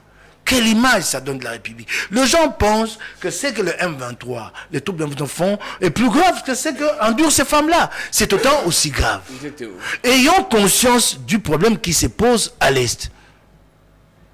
Et prenons-le à bras les corps. La question, c'est avant tout de construire l'État. Je l'ai dit ici, je l'ai dit, les ressorts, dans ces ressorts régaliens. L'armée, les services de renseignement, leur donner de moyens. Mais pendant que nous parlons de construire l'État, à quoi nous assistons? Une cérémonie de remise des diplômes des officiers, jusqu'au plus haut grade, des officiers généraux. Ces mamans Denise Nyakero, qui vient décerner ses diplômes aux officiers. Ça a choqué la toile. Hein. Vous vous rendez compte un peu? La toile, c'était un Toute activité militaire est sanctionnée par ce qu'on appelle une prise d'armes. Prise d'armes, ça signifie pas prendre... Non, non, c'est cela comment s'appelle cette cérémonie. Ouais. Mais la prise d'armes ne peut être présidée que par une autorité militaire, à l'exception peut-être du chef de l'État et du ministre de la Défense, qui ont une responsabilité en ce qui concerne l'armée. Ce sont les deux seuls civils qui peuvent sanctionner. À moins que le chef d'État décide de déléguer son pouvoir. Mais il ne peut pas le déléguer à sa femme parce qu'elle n'est revêtue de rien d'officiel. D'aucun statut officiel. C'est l'épouse, c'est la ménagère. Elle peut se livrer à ses activités d'ONG, ainsi de suite, nous comprenons. Mais pas. Alors, quand vous assistez, les gens trouvent que c'est bénin, c'est banal. Non, c'est très grave. C'est que la compréhension que ce régime a de l'État ne peut pas permettre de reconstruire l'État. Le privé est confondu à l'État. Donc on dit qu'elle est marraine. Comment l'épouse du président va parrainer une activité de l'armée? Et ce n'est pas la première fois, vous savez. Nous nous indignons de la présence de Denise Nyakero, mais ça n'a pas commencé hier avec elle. J'ai déjà vu Guy Luando être présenté comme les parrains d'une promotion des officiers formés au centre supérieur militaire. Les parrains. Mais qu'est-ce qui se passe là? L'image des Salamabile est là, où on fouettait des femmes. Ah, vous vous rendez compte? Vous vous rendez compte? Ça, c'est sol congolaises qui vivent ça sur le sol congolais. Je n'ai pas entendu le chef de l'État élever la voix. Nullement. Je comprends son impuissance. Ni les premiers ministres. Non, je n'ai pas entendu. Donc pour rien, pour lui, ça ne signifie rien. À la limite, puisqu'il est incapable, impuissant de faire quelque chose, ces Congolaises là pour le protéger, au moins d'élever la voix. Et ça choque. Au moins d'appeler à la solidarité internationale, à ce que le monde nous aide pour pouvoir avoir le moyen de réprimer ce genre de comportement. Nous ne sommes plus un État. Peut-être les gens ne s'en rendent pas compte. Nous ne sommes plus un État. C'est comme je l'ai toujours dit, les gens pensent que c'est mon cœur, puisque je suis opposant. Non, non. En fait, ce qui préserve le Congo, ce qui maintient certains équilibres, c'est la providence. C'est comme autant que Dieu préserve les équilibres dans la faune et dans la forêt, dans la flore. Mais sinon, si nous devons tenir compte de l'État, l'État sous Félix en tant que régulateur, mon frère, nous n'avons rien à attendre de lui. Ça fait tellement très mal ces images. On prend également les images de Goma, Dani en illustration. Mike, hier, il y avait eu encore 3 morts à Goma. Les jeunes manifestaient. Je comprends le ras-le-bol de mes compatriotes de Goma et je les partage. Mais je les appelle à beaucoup plus de prudence. Vous avez vu les titres de France 24 sur ce qui passait à Goma? Une ville morte qui vire au pillage du commerce Touti. Là, c'est grave. Voyez-vous? Ne prêtons pas le flanc à ceux ennemis qui veulent passer les Banyamulenge, voyez-vous? Et ça, c'est France 24 qui a titré de cette façon. Donc, une minorité ciblée. C'est à quoi? Et là, je partage le même langage que Félix Tshisekedi. Je l'ai entendu appeler le Congolais à plus de responsabilités et de se garder de stigmatiser les Tutsis. C'est un piège, chers compatriotes. Laissez-le vivre avec nous. N'écoutez pas les chants des sirènes de ceux qui disent qu'ils ne sont pas Congolais. Demandez à ceux qui disent que les Banyamulenge ne sont pas Congolais de vous proposer une solution. Qu'allons-nous faire d'eux? Il suffit d'être à Paris, à Bruxelles, prendre un micro, YouTube, ils ne sont pas Congolais. Messieurs, dites-nous, nous faisons quoi? Nous les embarquons dans des camions et nous les amenons où? À quelle frontière? Avec quel pays? C'est irresponsable. J'interpelle mes compatriotes de l'Est ici. C'est un piège. À force de les stigmatiser, un jour, le monde trouvera une solution sans nous. La question des minorités, elle n'est pas seulement sensible en ce qui concerne les Banyamulenge. La Chine toute puissante qu'elle est subit des pressions matin, nuit et jour sur la question de la minorité ouïghour. La Birmanie autant sur la minorité Rohingya qui est en dispersion un peu partout là-bas. Donc c'est une question qui est perçue avec une certaine singularité au niveau de la communauté internationale.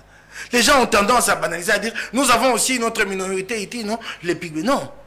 Les jours où les Pygmées se sentiront stigmatisés, le monde se préoccupera de la question autant que se préoccupe aujourd'hui du sort des Banyamulenge.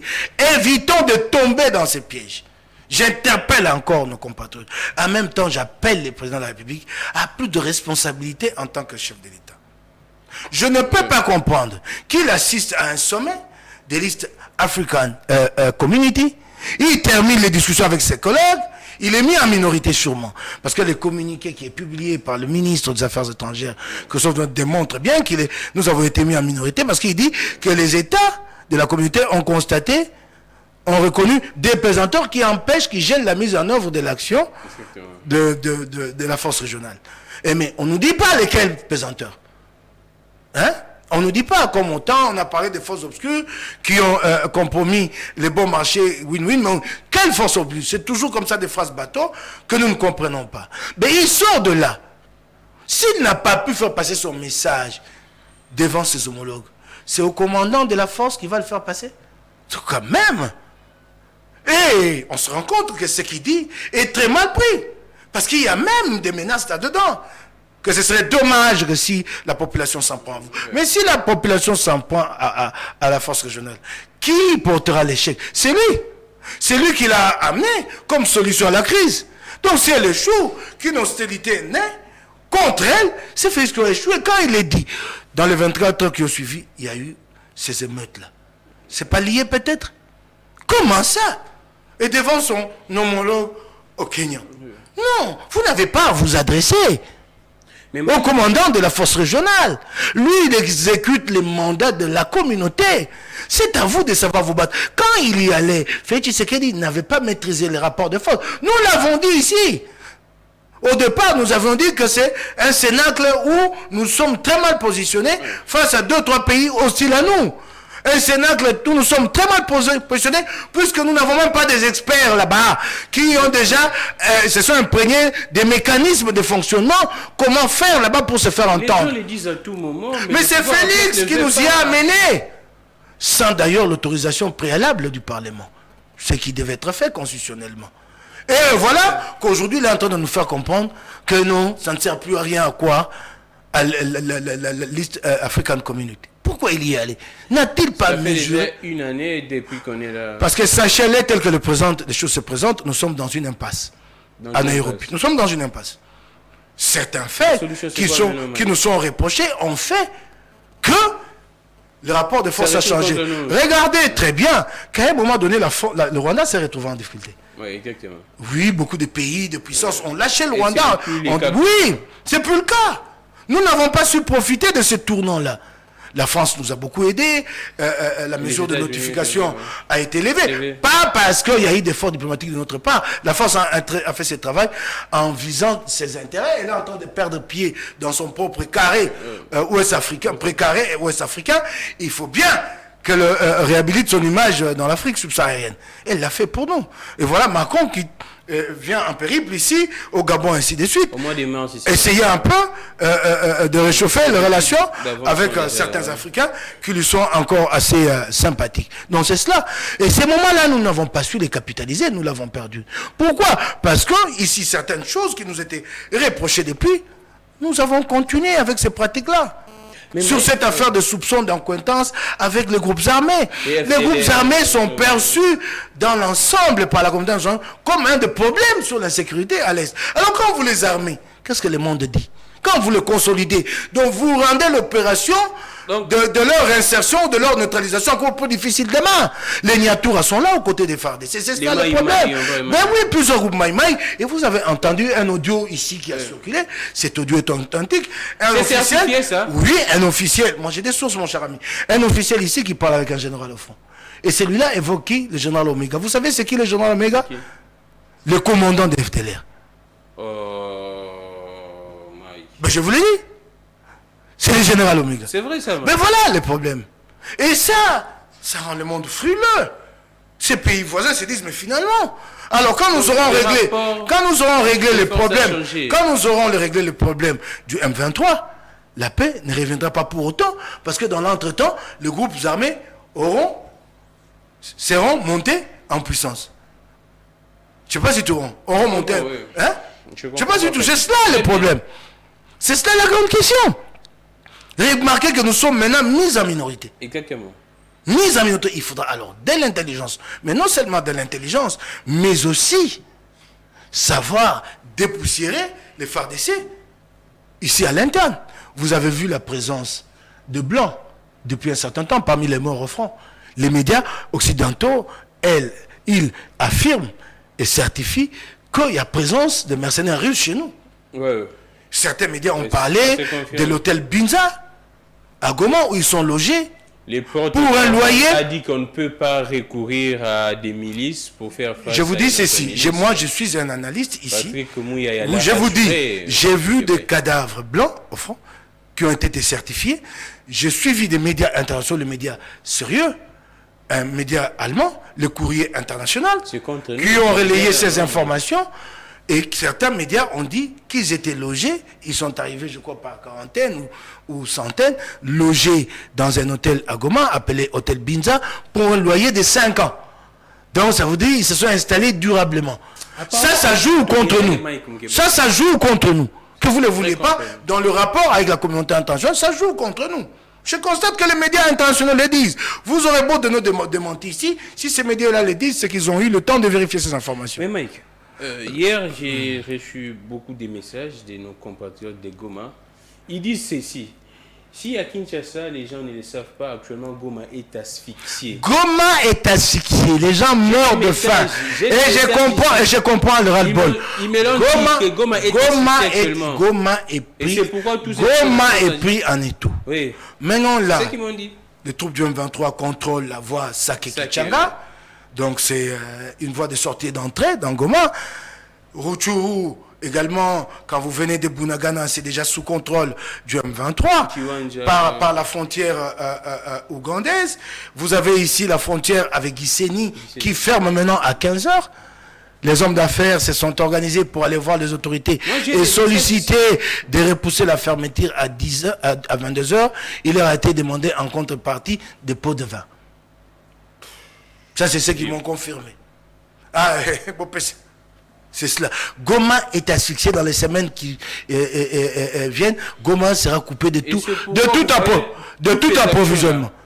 C'est ça la réalité. Et pendant ce temps, vous avez des gens à Kinshasa qui crient non, nous devons être réalistes, comme je l'avais dit à l'époque. Si la solution militaire est possible, j'applaudirais, moi. Mais si elle n'est pas possible, arrêtons les dégâts. Arrêtons. En fait, qu'est-ce qui se passe? Faisons quoi, Mike? Faisons quoi? De négocier avec les M23. La diplomatie est faite pour négocier même avec les diables. En fait, Félix Tshisekedi est pris maintenant à son propre piège. D'avoir dit je ne négocierai pas, il tout pas comment maintenant il va reculer. Même alors que la situation est en train de pourrir sur le terrain. Vous savez, le plus grand pied des intellectuels ou des dirigeants, c'est celui-là. De finir par se faire lier à ses propres convictions.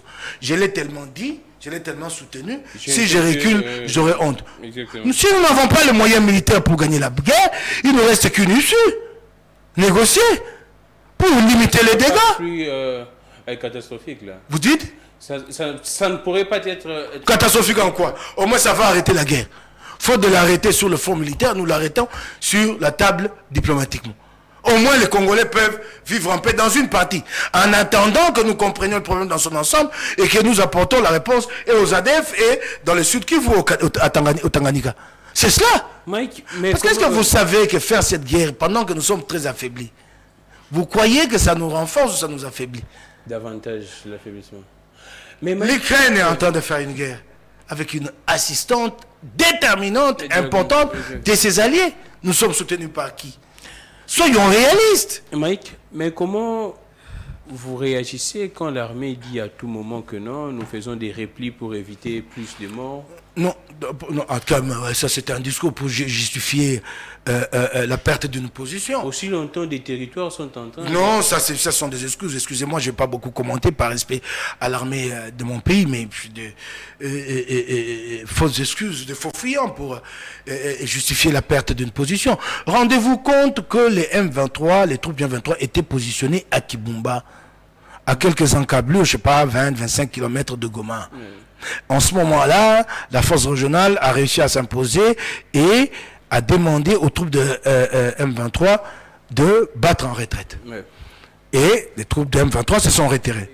Pendant que les troupes de M23 s'est retirées, l'armée a alerté que c'était un leurre. Oui, exactement. Mais comment n'a-t-on pas pris des précautions pour empêcher que ces leurres ne transforment en contournement? Kibumba, c'est par là-bas. Kichanga, c'est de l'autre côté. Il faut contourner. Il faut contourner, faire de dizaines de kilomètres, passer, traverser en travers bois, forêt, eau pour y arriver.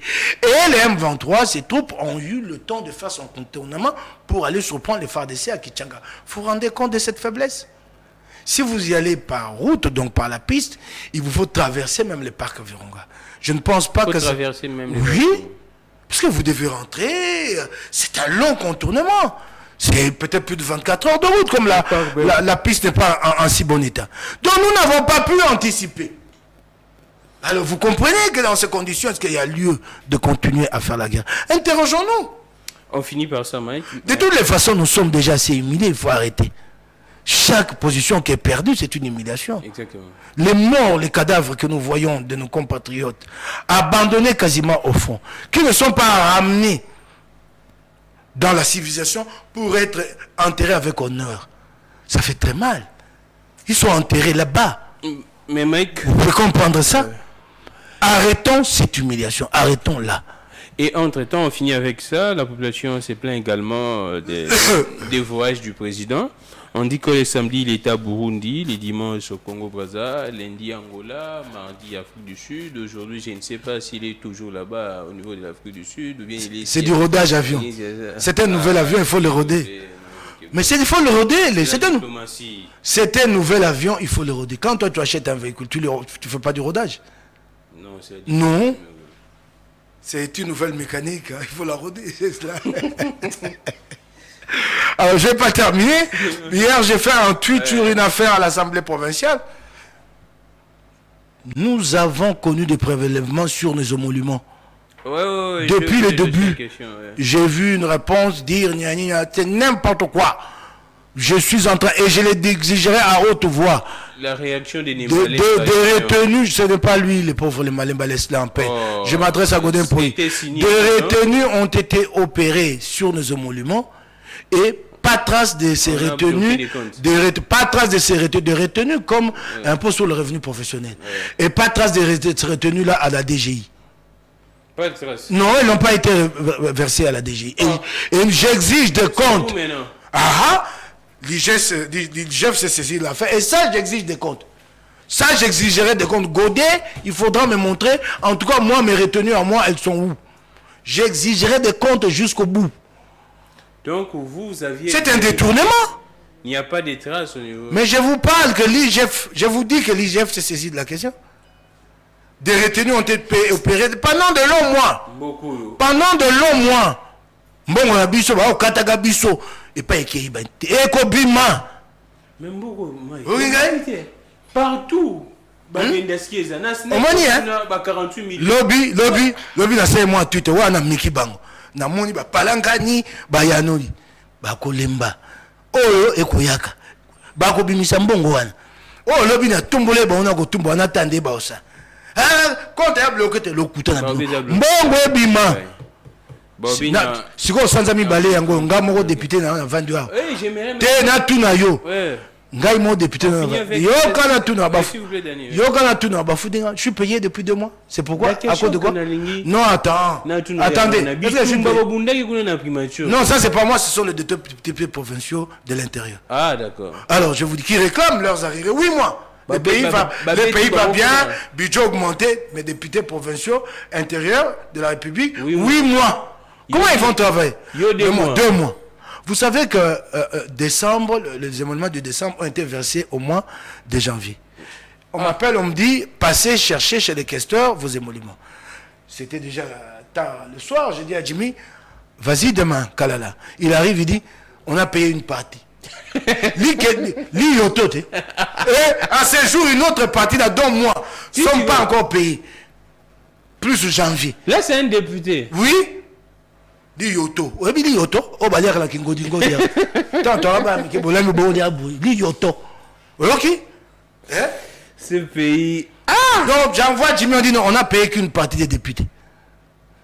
Pourquoi dit qu'elle est nani bakopé son bon oignon sauté nani Grammy qui n'a pas si au yayete Zoa Landa Landa Grammy il y a ça dans mitumi ça on a payé en partie à cause de cette affaire. Là c'est les 15 diplômes qui... À cause de cette affaire bafuti ndambo mbongo ko luka pour bafuta bato. Tu peux te rendre compte qu'on dise à un député, non? Donc, sur 48, je ne sais pas s'ils ont payé 20 ou 22. Hein? Ils ont payé 16. Ils ont attendez. Voilà. C'est ça les chiffres qui t'ont été donnés sur place. Donc, sur les 48, ils ont payé 16 députés pour le mois de décembre. Et les 32. Ça en tout cas, un beau Donc, maintenant là, quand tu apprends que les émoluments passent, il faut être le premier à se présenter chez les questeurs. Sinon, quand on va, vous allez prendre que on en est venu, on met le bateau au Bundi, mais Mike, on finit avec, on finit très vite en tout cas les processus électoraux. On voit déjà des... Bon, il n'est pas très crédible en tout cas. Je reviens de Lubumbashi. J'ai remarqué que les mêmes failles qui ont été enregistrées ici se reproduisent à Lubumbashi. Sérieux, hein? Le centre où lui-même le Premier ministre est allé s'enrôler à Imara. La semaine où j'étais à Lubumbashi, dans la semaine passée, les machines n'ont pas fonctionné pendant plusieurs jours. J'ai assisté, en tout cas, via un bourgmestre d'une commune de Lubumbashi, à des affrontements presque rangés entre les personnes venues s'enrôler et la police. Au centre, au cœur de ces affrontements, c'était quoi? Cette pratique de monnayage de l'ordre d'arrivée. Il y a un numéro pour vert, pour obtenir la carte. La CENI a donné un numéro donc vert. vous comprenez, oui. Numéro Vert, parce qu'il faut encore que la CENI donne les moyens aux gens pour appeler les gens affamés comme ça, ou aller leur donner un numéro vert. Donc en fait, les mêmes problèmes reviennent, donc ce processus n'est pas crédible, mais c'est pas pour autant que nous demandons... Le leadership de mon parti, Moïse Katumbi Chapwe et mon parti sommes déterminés, exigeons des élections à date. Cette année, point barre. Son avion a reçu l'autorisation de survoler pour Moba. Finalement, non. Hier, son avion avait été interdit de survoler. Jusqu'à présent. Jusqu'à présent, les choses n'ont pas changé. Ça ne nous aimait pas, ça ne nous impressionne pas. C'est un régime. C'est un régime aux abois. Mais il était ici. C'est un régime. Ça, non? Le pape était présent. Oh, ça. Mais c'est comme ça. Et puis bon, il était invité. En fait, c'est pas l'invité du gouvernement, c'est l'invité de l'Église. Oui, en la réalité. Mais c'est le gouvernement qui a assumé l'invitation. Oui, donc tu comprends. Le pape était ici présent. C'est un régime aux abois qui va passer son temps à persécuter ses opposants. Fayoulou a été empêché de manifester ici quand il est rentré la dernière fois. Matata a fait l'objet de persécutions. Ce n'est pas que Katumbi. Donc nous n'avons pas à nous plaindre. Mais plutôt ces persécutions font que ça va nous unir davantage et comprendre que si nous ne faisons pas partir Félix Tshisekedi, c'est vraiment notre mort à nous. On finit en tout cas très vite la dernière des questions. Les alliances, j'ai vu... Nous sommes en train d'y travailler. Kamita, tout, ça, c'était à l'invitation de la ministre belge. Nous ne pouvons pas dire que nous sommes allés là-bas pour les alliances. Ça, c'est un officiel. Oui, nous y travaillons. Des passerelles sont jetées ici et là, nous y travaillons. Et pour la candidature commune? Si c'est possible de parvenir à la candidature commune, pourquoi pas? Ah, d'accord. Il faut l'encourager. Nous tenterons. Je sais que ça ne sera pas facile en raison des égos des uns des autres. Nous sommes en politique. Mais pour le bien des Congolais, je crois que chacun d'entre nous peut se surpasser et nous arrivons à une candidature commune. Merci beaucoup, Mike. C'est à moi de vous remercier. Merci beaucoup. J'ai reçu Mike Mukeba, député provincial élu des Lingwala. Merci beaucoup. On a posé pratiquement toutes les questions d'actualité. On a commencé par la ville de Kinshasa, où on est en train de démolir des constructions anarchiques. Merci à Belgodor, merci également à Dani, merci à Emmanuel, sans oublier l'assistant de l'honorable Mike Mukeba et Jimmy Carter. Et c'est bien qu'il a été là, c'est lui qui m'a donné la précision qu'il n'y en avait que 16 qui étaient payés sur 48. On l'a surnommé Salomon, SKD là. Alors, on sent l'organisation. Donc, Salomon Escadé là maintenant fait des émules. Hein. Ouais. C'est pas mal pour Salomon. L'organisation, Ah ouais, hein. on sent la même organisation des Salomon chez Jimmy Carter. Ok, bon. On a organisé l'agenda, ainsi de suite. Alors, relais YouTube Peter Tiani RDC, rediffusion à 22h juste. Je suis Grammic Legrand, que les dieux de toutes les inspirations continuent de nous inspirer et de vous inspirer également. Toujours on soutient à Manix Yenda. Ah, Manix Yenda, courage, mais reste debout, frangin. On est des cœurs. On est des cœurs. Merci, au revoir. Au revoir.